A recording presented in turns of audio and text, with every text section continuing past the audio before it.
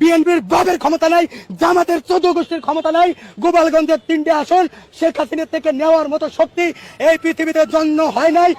আজকে কেন আসছেন এখানে? এখানে আসছি, আমি তো বিএনপি করি, আমি তো আজকের বিএনপি না,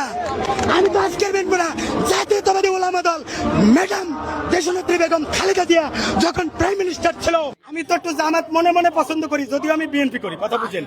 और अभी तो रुको, क्लाइमैक्स अभी बाकी। জামাতের আমির আমারে নমিনেশন দেয়, আমি ওয়েলকাম, কিন্তু আমি দাঁড়াবো কিনা এটা মুরাকাবায় বসে আর চিন্তা ভাবনা করব।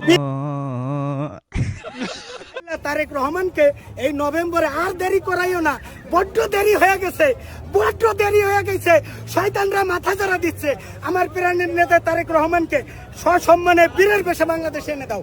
আল্লাহ শহীদ রাষ্ট্রপতি জিয়াউর রহমানের আল্লাহ আজকে 7 নভেম্বর, যার জন্ম না হলে বাংলাদেশ হয়তো কিনা সন্দেহ, সেই রাষ্ট্রপতি জিয়াউর রহমানের কবরের সাথে জিয়া উদ্যানের সাথে ওই জান্নাতুল ফেরদৌসের একটা লাইন সংযোগ করে দাও।